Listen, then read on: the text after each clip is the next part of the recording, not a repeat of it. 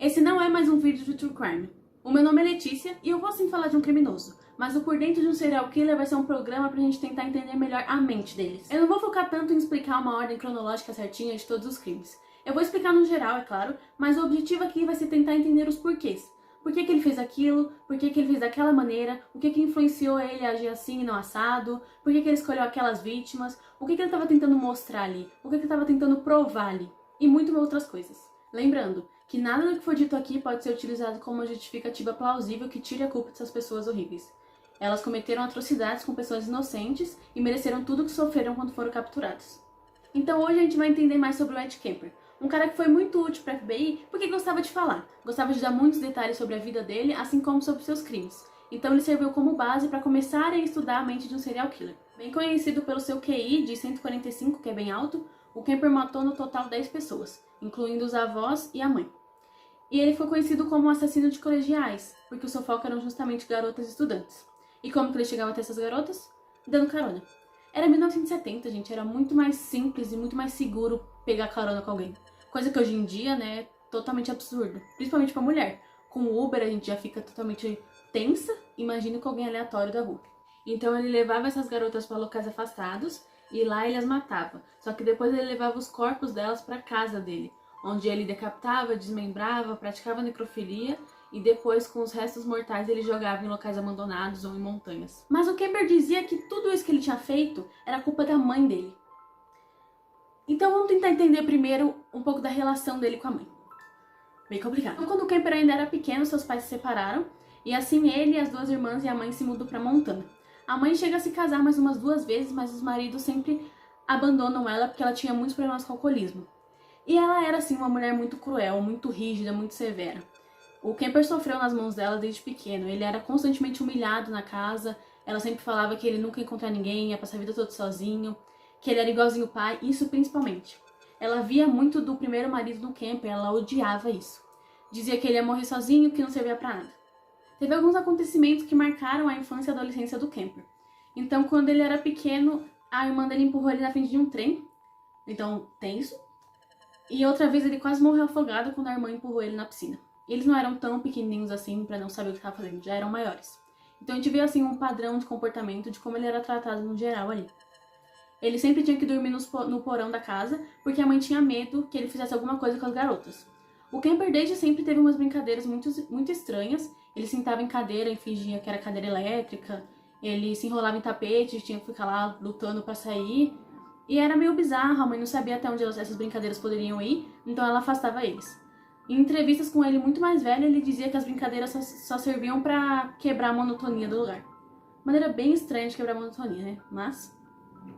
E assim como vários serial killers, o Kemper também torturava e matava animais da família. Então, isso se encaixa na terrível triade, que são 3 aspectos que normalmente são vistos na infância e adolescência de serial killers, que é urinar na cama depois de certa idade, atear fogo em coisas e também maltratar animais. E ele fazia isso com os gatinhos da família, inclusive um gato era da irmã e ele matou o bichinho. Depois de um tempo, a mãe do Kemper decide que não quer mais saber dele e manda ele viver com 15 anos na casa do pai.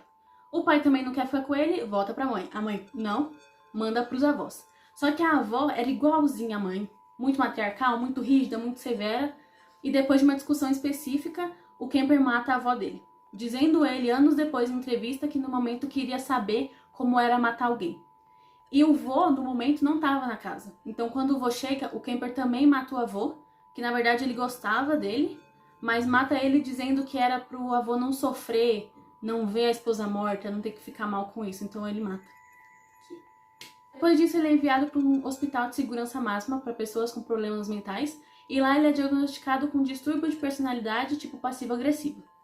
E como vários outros assassinos em série, lá ele era muito manipulador, muito charmoso com todo mundo, sempre estava disposto a ajudar, inclusive conseguiu decorar as respostas que ele precisava dar para passar naquele teste psicológico para poder sair daquele local. Então, focando em algo que pode ter influenciado ele depois, o período que o Kemper passou ali naquele hospital, ele tinha 15 anos. É bem o momento em que o corpo tá mudando, você não entende por que tá mudando, a sexualidade começa a florar. Ele passou exatamente esse período cercado por criminosos e estupradores, que contavam todo dia o que eles tinham feito com as mulheres lá do lado de fora. Então, com certeza, a imagem que o Kemper tinha de mulheres, que já era danificada por conta de tudo que a mãe falava e por ele nunca ter se socializado com elas mesmo, ficou com certeza ali muito mais deturpada. Então, com 21 anos, o Kemper sai desse hospital e, apesar de não ser o mais indicado, ele volta a viver com a mãe. Discutem igual como era sempre, mas depois de um tempo ele arranja alguns trabalhos e sai de casa. E foi nesse período que o Kemper começou a dar caronas. Ele já tinha dado mais de 150 caronas, e carona de verdade, assim, pegou aqui e deixou ali, sem morte no meio. Ele falava que gostava de conversar com as pessoas, ele tinha passado a maior parte da vida preso, e ele queria saber como era a juventude dali, conhecer. Ele pegava homem, mulher, qualquer um que pedisse carona ele dava. Até que em maio de 1982 isso muda e o Kemper ataca suas duas primeiras vítimas. Mas até ele chegar ele levou um tempo. O Kemper achava que ele nunca ia conseguir se relacionar com aquelas garotas que ele dava carona. Nem socialmente, muito menos sexualmente. E era isso que frustrava muito ele. Ele começou a andar com uma arma ali no carro, tipo, parada, sem fazer nada. Depois de um tempo começou a pegar caminhos mais longos, que iam para áreas mais afastadas, mais sozinhas. E isso excitava ele, de ele ter todos os fatores propícios para que ele cometesse um crime, com a arma ali, com um lugar secreto, vazio, mas mesmo assim ele estivesse se controlando. Só que mesmo naquele momento ele já sabia o que queria fazer com as suas primeiras vítimas. Então em seus assassinatos a gente já consegue ver algumas influências da própria vida do Kemper. Ele nunca avisava a menina que ela ia morrer. Não que ela já não ficasse preocupada antes, porque ela entrou no carro, depois de um tempo o cara foi para um lugar afastado e não deixou mais ela sair, já fica tenso ali. Mas ele nunca falava diretamente pra ela que ela ia morrer e ele não costumava agredir as vítimas antes da morte. Ele dizia que isso era desnecessário, fazer ela sofrer mais, sendo que no final ela ia acabar morta. Isso não é nada de, nossa, que compaixão que ele tinha com a vítima. Não, não é. É só um fato. E é um fato que ele relacionava com uma memória da infância dele. Quando o Kemper foi num show de mágica e tava tendo aquele truque de cortar a cabeça da mulher, aquilo já era marcante de alguma maneira porque o Kemper já tinha desde a adolescência uma vontade de um dia ter a cabeça de uma mulher nas mãos. Mas ali no meio do show, o mágico fez uma piada, tipo, eu vou segurar a cabeça dela aqui pra quando cair não fazer um galo. E aquilo ficou marcado na cabeça do Kemper pela contradição de estar matando alguém e ao mesmo tempo tomando cuidado pra não machucar a cabeça dela. Quando ele matava aquelas meninas e fazia isso, de não avisar, ele se sentia bom por tá protegendo, deixando elas sofrerem menos, fazer com que ele se sentisse melhor ali. Ele sabia a todo momento que o que ele estava fazendo era errado, mas com aquela pequena coisa ele se sentia um pouco melhor. O Kemper sabia o que ele estava fazendo ali. Mesmo que ele tenha começado bem desorganizado, deixando chave do carro dentro do carro, com a vítima dentro, tropeçando em arma, ele sabia o que ele estava fazendo e ele nunca era pego. Muitas vezes por sorte, mas ele nunca era pego pela polícia e isso fazia com que ele se sentisse muito orgulhoso, muito mais inteligente do que a polícia. E como ele mesmo dizia, ele estava ali brincando de Deus. Ele estava decidindo o que ia fazer com a vida daquelas meninas. Que é o que a maioria dos serial killers querem. Como que para suprir os sentimentos de humilhação e inutilidade que vem desde a infância, eles querem controlar 100% da vida de alguém. Como que para provar a onipotência deles ali, a capacidade deles de fazer alguma coisa. Então, focando na mãe, muitos especulam que ela tivesse personalidade borderline, com momentos instáveis entre irritação, ansiedade e depressão. Outros falam que ela tinha transtornos de personalidade antissocial ou narcisismo. Mas, no geral, esses distúrbios se encaixam em uma categoria, a categoria Cluster B. Os 10 transtornos de personalidade existentes são subdivididos em 3 categorias, a Cluster A, B e C. E a Cluster B, especificadamente, envolve pacientes com sintomas de sociopatia, envolvendo distúrbios de personalidade histriônica, borderline, narcisista e antissocial. E isso é importante por 2 fatores. Primeiro, o Kemper também apresentava alguns traços de personalidade antissocial, então poderia ter uma questão genética aqui. E segundo, olhando para a relação mãe e filho, é comum, mas não é regra, que quando a mãe apresenta a Cluster B, o filho tenha dificuldades para expressar emoções negativas a ela, expressar qualquer emoção negativa ou ser agressivo com ela. Então a teoria aqui é de que sempre houve uma raiva reprimida pela mãe dentro do Kemper, mesmo que no começo isso tenha sido meio inconsciente, mas era uma raiva que ele nunca conseguiu liberar, ele sempre se sentiu muito intimidado por ela. Ele não conseguia expressar nem tristeza e muito menos raiva, nenhum sentimento negativo. E com o passar do tempo, essa raiva teria sido deslocada de foco. Então quando ele era menor, ele deslocava toda essa raiva nos animais da família, torturando e matando os bichinhos. Quando ele cresceu, ele começou a conseguir discutir um pouco mais com a mãe, expressar alguma coisa, mas nada muito demais, porque ele ainda se sentia muito intimidado por ela. Então ele foi enviado para a casa do pai. Ele recebeu de novo uma total rejeição ali e foi enviado para casa dos avós.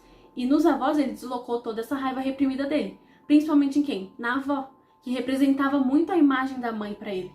Ela era igualzinha a mãe dele, super rígida, super severa. E toda aquela raiva que ele tinha na mãe, mas não conseguia jogar nela, ele jogou na avó. Depois que ele saiu do hospital e ficou preso, o Kemper continuou discutindo com a mãe, mas ainda não conseguia agir violentamente com ela. E foi quando ele começou a atacar as garotas, que eram todas estudantes. De onde? Do colégio em que a mãe dele trabalhava. E no colégio todo mundo amava a mãe. Então o Kemper não conseguia entender como em casa ela odiava ele, era super grossa, e no colégio todo mundo amava ela. Atacar aquelas meninas era uma maneira indireta de atingir a mãe dele. Porque, eram as garotas da própria escola da mãe, então ele estava acabando com algo que importasse para ela. E 2, aquelas eram as exatas meninas que a mãe dizia o tempo todo, todo dia, que o Kemper nunca ia conseguir chegar perto, que nunca ia conseguir se relacionar, ou muito menos namorar. Ele dizia que a cada menina que ele matava, ele estava na realidade matando a mãe dele. Ele estava ali se vingando da mãe, mesmo sem ter coragem de contar isso para ela. O Kemper percebe o que ele tá fazendo, que o foco principal dele tem que ser a mãe, que ele tem que parar de envolver outras pessoas nessa relação entre eles, e que ele só vai conseguir parar de matar as meninas quando matar a mãe. Ele decide que vai fazer isso uma semana antes, então o crime é totalmente premeditado. E depois de 2 meses sem cometer nenhum crime, ele a assassina na casa dela, decepa sua cabeça, tem relações sexuais com o corpo e depois somente com a cabeça, e joga a língua dela dentro do triturador da pia. Matar ela era a afronta maior que ele sempre quis cometer. Abusar do corpo já morto era uma humilhação a mais que ele queria dar ali pra mãe dele. E jogar a língua dela no triturador era uma forma final de calar a mulher que sempre fez mal e falou mal dele. Então depois desse assassinato, o Kemper ainda chama uma amiga da mãe dele pra ir lá na casa deles jantar. Só que lá ele ainda mata. Eu nunca tinha entendido muito bem porque que ele matou essa mulher depois da mãe, mas eu acho que era mais pra criar uma cena ali de que elas estavam juntas, entrou alguém fez alguma coisa. Porque só a mãe dele morta seria muito mais fácil de ligar ele com o crime. Mas mesmo assim, depois de um tempo ele pega o carro, sai dirigindo, só que já para em um posto, liga pra polícia e se entrega. Inclusive, os policiais no começo nem acreditaram, porque o Kemper era muito amigo dos policiais da região. Eles sentavam em bar, ficavam conversando, inclusive sobre o próprio caso dele, ele sabia de muita coisa pelos policiais. E eles acharam que era zoeira, não sei o que, mas depois viram que o negócio era sério e foram pegar ele. Esse fato de ele ter matado a mãe dele e depois se entregado pode abrir espaço para que pensem que ele não mataria mais ninguém depois. De que como ele acabou com o problema principal ali e já se entregou pra polícia, se ele fosse solto, por exemplo, ele não ia matar outras pessoas porque não teria mais um porquê de fazer isso. Mas não é bem assim. Porque, primeiro, uma raiva tão profunda quanto aquela que o Kemper tinha pela mãe não se resolve tão facilmente. Aquilo foi sendo desenvolvido durante toda a vida do Kemper, era muito profundo. E segundo, traços de personalidade específica não desaparecem por conta de um acontecimento. Como eu falei, essa raiva que o Kemper desenvolveu veio desde sempre. Esses traços não conseguem ser completamente transformados por conta de um acontecimento externo. O Kemper, ele matou 10 pessoas, ele não deve e nunca vai ser liberado da prisão. A gente consegue entender que a falta de um ambiente seguro, saudável, ou ao menos empático, influencia muito no desenvolvimento de um adulto. Assim como a gente vê em vários casos de serial killers que sempre há uma defasagem bem nesse período da vida. E certificando novamente, nada justifica as atitudes do Kemper. Ele mereceu e merece até hoje tudo que ele sofreu. Bom, esse foi o primeiro episódio do Por Dentro de um Serial Killer. Se você gostou, curte, comenta, compartilha e deixa aqui nos comentários um serial killer que você quer entender mais os porquês das atitudes dele. Se você gosta desse assunto, você vai amar o meu Instagram de Psicologia Criminal. Eu explico vários conceitos, várias curiosidades desse mundo. Vou deixar o arroba aqui, então sigam lá. E eu vou deixar aqui na descrição todas as fontes que eu usei pra fazer esse vídeo. Então se vocês quiserem dar uma olhada também vai estar tudo aí escritinho. É isso, beijos e até a próxima!